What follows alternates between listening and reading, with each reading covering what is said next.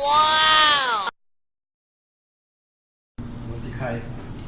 ใบขี้หูดหัวกระเทียมหัวคาหัวกระรดใส่ครับใส่หมดเลย ทีมอื่น ต้ม ทีมอื่นต้องทั้งจาน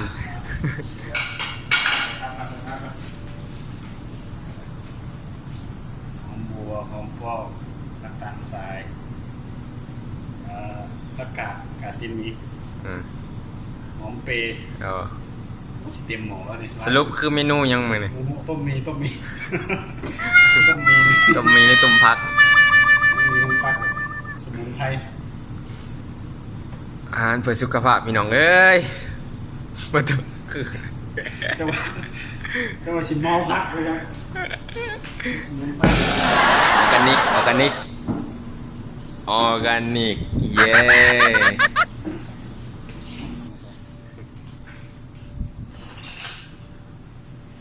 มีบัวทายได้มีเลยเขาบุหายคาโฆษณาเขา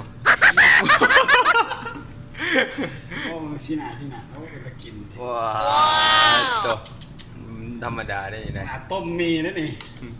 มี ต้ ยั ม งหมด กินสร้างซ้ำไหนเลย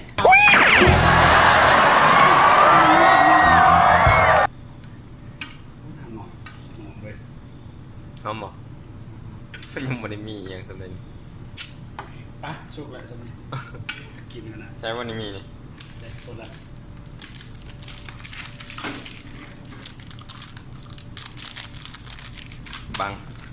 บังแบรนด์ไว้ก่อนเขาบุหายคาโฆษณา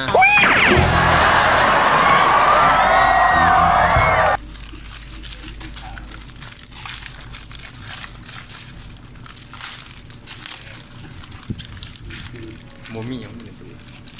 นี่แหละคือสิ่งที่คุ้มครองเข้ามาทั้ง Okay. โมเมนต์พาอยู่มาจากวันไรเลยทุกคนชีวิตมาจนหอดวันนี้ตั้งแต่สมัยเรียน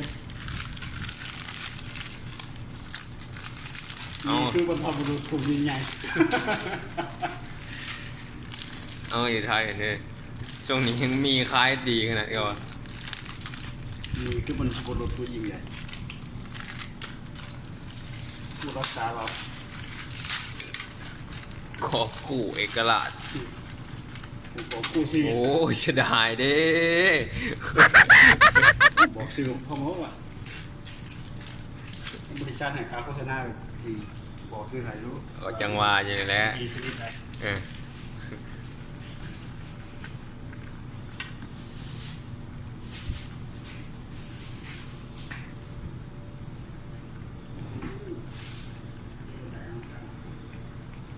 ใส่ไหมฮักใส่ปะ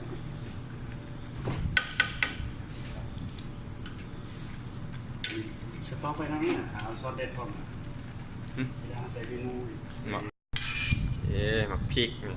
ขาดอะไรก็หมักพริกพี่น้องเอ้ย มีหมักเป็นหมักพริกหัวชีไข่ใบขี่หูแครอทผักชี หัวกระรด หัวกระรด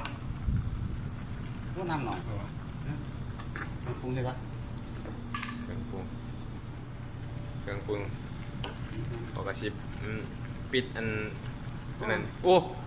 ป้าเปล่าเนี่ยมอยหล่นซะเนาะบังไว้แน่นั่นอันเขาสิเห็นอัน เสียเขาเสียสินค้า เขาเชียนสินค้าเป็นขาโฆษณาเอาผู้ใช่วะนี่ ใช่นะ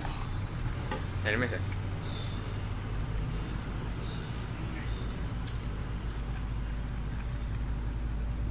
อยู่ไฮอยู่หน้าคือเก้าพี่น้องต้มมี รอบเด็กยังรอบเด็ก จะแสบแท้หน้าตาดูนู่นน่ะ ป้าติดโต ว้าว ไม่ได้ธรรมดาไม่ได้จันมาโอ้เป็นไงเนาะยังว่าสมัครจะได้โดดใส่ ปงวะนี่ปงวะนี่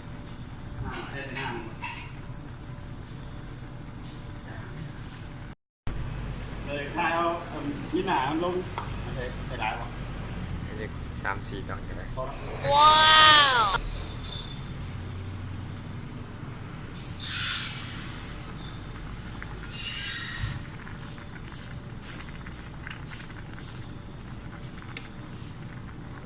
เออ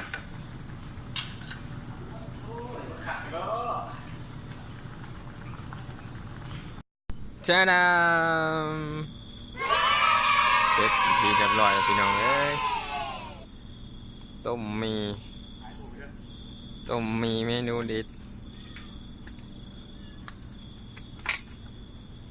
กินกับกะปิมันนะกันเผ็ด นี่แหละคือสิ่งที่คุ้มครองเขาเชื่อว่าชีวิต ใครพูดป่ะ น้ำทีนี้ ใช่ป่ะใช่ป่ะ อ๋อแก่ไปสุดเลย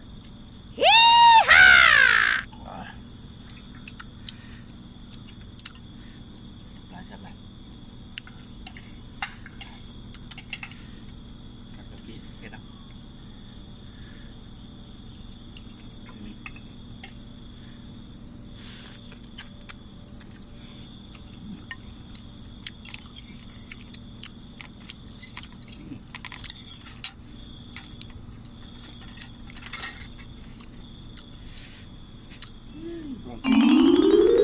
เบิร์ดพี่น้องเลย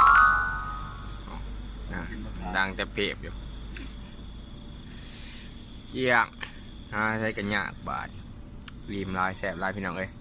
คันสิทายตอนกินกับอะไรยำบ่ทันจันทา คือออกเสียง